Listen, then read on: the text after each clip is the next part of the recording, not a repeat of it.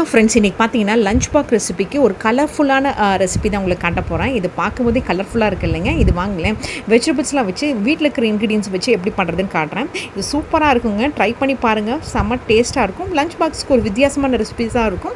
குட்டீஸும் விரும்பி சாப்பிடுவாங்க. அப்படி தான் நான் பண்ணி கொடுத்தேன். குட்டீஸ் ரொம்ப விரும்பி சாப்பிட்டாங்க. நீங்கள் ட்ரை பண்ணி பாருங்கள். இது எப்படி பண்ணுறதுன்னு இப்போ காட்டுறேன்.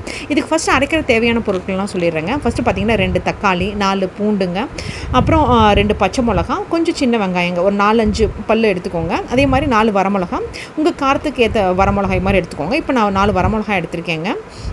ஸோ இதெல்லாம் தான் ஃபஸ்ட்டு வந்து மிக்சியில் போட்டு அரைக்க போகிறாங்க. ஸோ இதெல்லாம் போட்டு மிக்சியில் வந்து கொஞ்சமாக தண்ணி ஊற்றிக்கோங்க. கொஞ்சமாக தண்ணி ஊற்றி அரைச்சி எடுத்துக்கோங்க. ஃபஸ்ட்டு நம்ம அரைக்கிறது ரெடி பண்ணி வச்சுக்கிட்டாவே மீதியெல்லாம் தாளிக்கிறது ஈஸி ஆகிடும் இல்லைங்களா. ஸோ அதனால் ஃபஸ்ட்டு நான் வந்து அரைக்கிறதுக்கான இதெல்லாமே ரெடி பண்ணி வச்சுக்கிட்டேன். ஸோ இந்த மாதிரி நல்லா நீட்டாக ஃபைனாக அரைச்சி எடுத்துக்கோங்க. ஸோ இதை அரைச்சி எடுத்ததுக்கப்புறம் இப்போ தாளிக்கிறதுக்கு என்னென்ன யூஸ் பண்ணணும்னு காட்டுறேன். ஒரு கேப்சிகம், மீடியம் சைஸ் கேப்சிகத்தை நீளமாக நறுக்கி வச்சுருக்கேன். ஒரு கேரட்டை வந்து நீளமாக இது மாதிரி நறுக்கி வச்சுருக்கேன். ஒரே ஒரு கேரட்டு, ஒரே ஒரு கேப்சிகம் தாங்க, நீளமாக நறுக்கி வச்சுக்கோங்க. அப்புறம் ஒரு பெரிய வெங்காயத்தை இந்த மாதிரி நீளமாக நறுக்கி வச்சுக்கோங்க. அப்புறம் தாளிக்கிறதுக்கு பார்த்தீங்கன்னா 1/4 டேபிள் ஸ்பூன் அளவுக்கு சீரகமும் சோம்பும் எடுத்து வச்சுருக்கேங்க. அப்புறம் உப்பு பார்த்தீங்கன்னா இந்த மாதிரி ஒரு ஸ்பூன் அளவுக்கு வந்து நான் வந்து பிங்க் சால்ட் எடுத்து வச்சுருக்கேங்க. ஸோ இதெல்லாம் தான் வச்சு நான் தாளிக்க போகிறேன். இதுக்கு பார்த்தீங்கன்னா ஒரு வானிலையில் 2 கரண்டி பார்த்தீங்கன்னா சமையல் எண்ணெய் யூஸ் பண்ணியிருக்கேன். ஸோ நீங்கள் வீட்டில் யூஸ் பண்ணுற எந்த ஆயிலாக இருந்தாலும் எடுத்துக்கோங்க. ஸோ இந்த மாதிரி எடுத்ததுக்கப்புறம் இது நல்லா எண்ணெய் சூடானதுக்கப்புறமா போடுங்க. ஸோ எண்ணெய் சூடாக தான் நானும் ஆக்சுவல் பார்த்தீங்கன்னா கை வச்சு பார்த்தேங்க. ஸோ நல்லா சூடாகிடுச்சு. இப்போ பார்த்தீங்கன்னா சோம்பு சீரகத்தையும் 2 மிக்ஸ் பண்ணி உடனே போட்டுடுறேன்.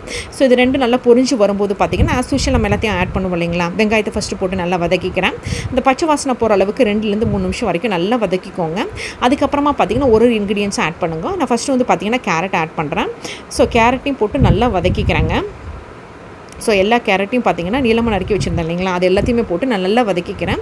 ஸோ இது நல்லா வதங்கினதுக்கப்புறமா தான் நான் வந்து கேப்சிகம் ஆட் பண்ண போகிறேன். ஸோ இதையும் பார்த்தீங்கன்னா ஒரு 2 நிமிஷம் நல்லா வதக்கிட்டோம். இது வதங்கும் போதே பார்த்தீங்கன்னா நான் வந்து பார்த்தீங்கன்னா உப்பு ஆட் பண்ணிடுறேங்க. பிங்க் சால்ட் சொன்னேன் இல்லைங்களா, அந்த பிங்க் சால்ட் தாங்க 1 டேபிள் ஸ்பூன் ஆட் பண்ணியிருக்கேன். ஸோ இந்த பிங்க் சால்ட்டையும் போட்டு வெங்காயத்தையும் போட்டு நல்லா வதக்கிக்கிறேன். கேரட்டும் வெங்காயமும் நல்லா ஈஸியாக வதங்கிடும். உப்பு போடுறதுனால பார்த்தீங்கன்னா ஒரு பெனிஃபிட் என்னென்னு பார்த்தீங்கன்னா சீக்கிரமாக வதங்கிடுங்க. ஸோ அதனால் பார்த்தீங்கன்னா நான் போட்டு வதக்கிட்டேன். இப்போ பார்த்தீங்கன்னா கேப்சிகத்தையும் போடுறேன். கேப்சிகத்தையும் போட்டு நான் நல்லா வதக்கிக்கிறேங்க, நல்லா ஃப்ரை பண்ணிக்கிறேன். ஸோ கேப்சிகத்தையும் போட்டு நல்லா 2 நிமிஷம் நல்லா ஃப்ரை பண்ணிக்கோங்க.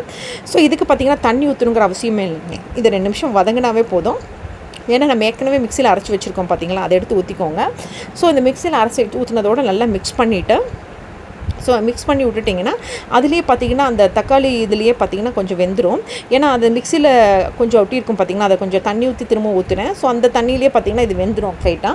ஸோ இப்போ பார்த்தீங்கன்னா அடிஷ்னலாக ஒரு 1/4 டேபிள் ஸ்பூனுக்கு கொஞ்சம் கம்மியாக சக்கரை ஆட் பண்ணுறேன். அப்போ தான் இது உப்பும் காரத்தையும் கரெக்டாக பேலன்ஸ் பண்ணி கொடுக்குங்க. எப்போயுமே இந்த மாதிரி ரைஸ் பண்ணும்போது கொஞ்சமாக சக்கரை ஆட் பண்ணி பாருங்கள், சூப்பராக இருக்குங்க. ஸோ இதெல்லாம் ரெடி பண்ணி வச்சுட்டேன். இப்போ நான் வந்து சாத்தை மிக்ஸ் பண்ண போகிறேங்க. நம்ம வீட்டில் யூஸ் பண்ணுற எந்த ரைஸ்னாலும் எடுத்துக்கோங்க.